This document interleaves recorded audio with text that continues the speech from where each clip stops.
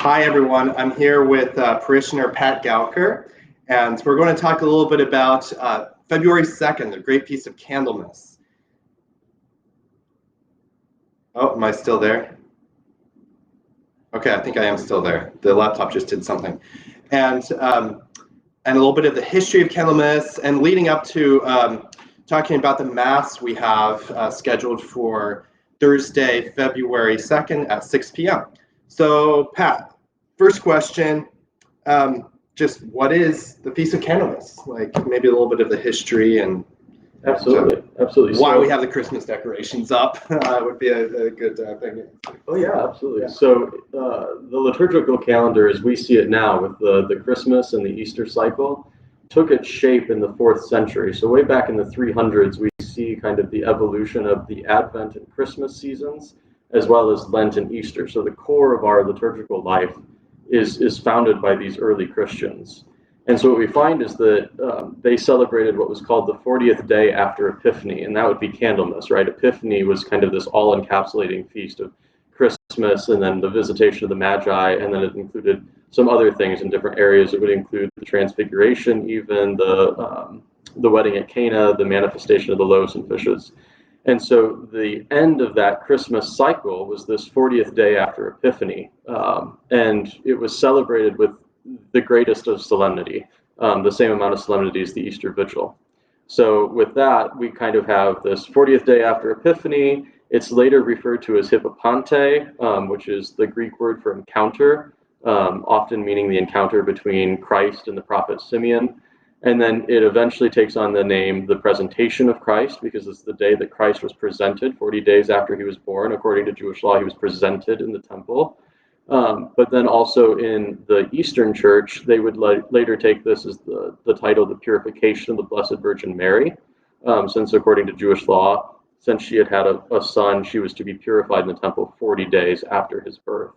And then in the 9th, 10th century, we start calling it Candlemas because the liturgy had solidified the use of candles in its rubrics, even though that had been used since the 300s. But because it takes us all the way through the Christmas season, we leave the Christmas decorations up until this day, since this is the definitive ending period of Christmas. This is when we start to transition away from that Christmas cycle into that Easter cycle, which includes the Lent, the pre-Lenten season, and then Lent, and then Easter as well. Yeah, it really takes us back to a time when feasting for a long period of time was more common, and right. it's really wonderful, actually, I think, to keep singing some of the Christmas pieces and have those decorations up and really kind of bask in this season. In fact, the Sundays after Epiphany, before 1962, before the Vatican Council, were called Sundays after Epiphany. You also mentioned Simeon and his proclamation. A light for revelation to the Gentiles is what he calls the Christ. And so the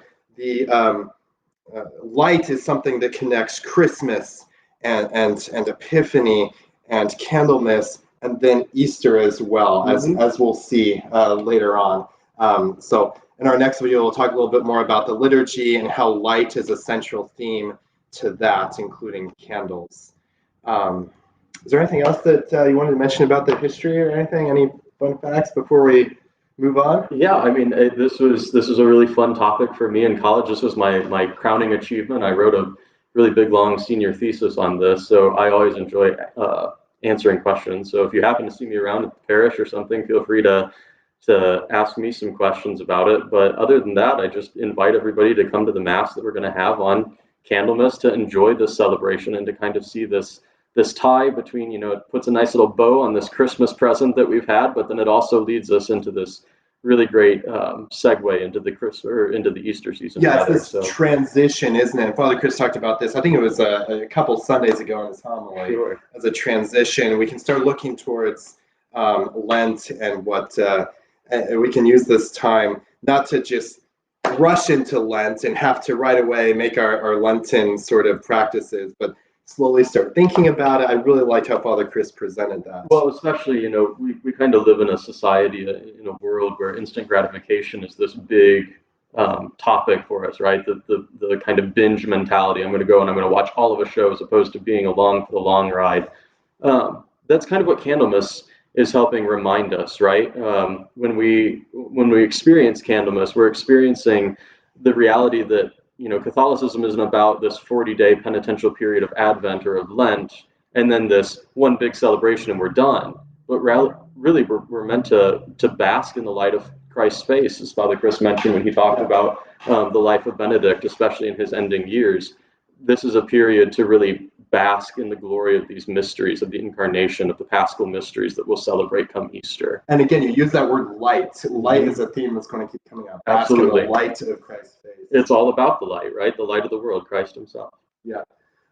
Fantastic. One more thing to just mention is that our Marian antiphon, which we sing at the end of every Mass here at St. Joseph's, will change on February 2nd. It's one of those turning points. So, Alma Redemptoris Mater is the one we're currently using, and then on February 2nd it'll change to Ave Regina Caelorum, and that will go all the way up to Holy Week. And so we'll put some resources out there on the website and Facebook and stuff for singing that new Marian antiphon starting February 2nd. Sometime later this week, we'll do another video about the liturgy and what we can expect of the liturgy. It's, again, as Patrick mentioned, it's one of these big liturgies. It's going to be similar to Easter Vigil in terms of its solemnity, the way we do everything in terms of the music. And we have a procession from the gym to the church with candles. Light. There we go with the light again. Yeah, light. So very good. All right. Have a wonderful week. God bless everyone.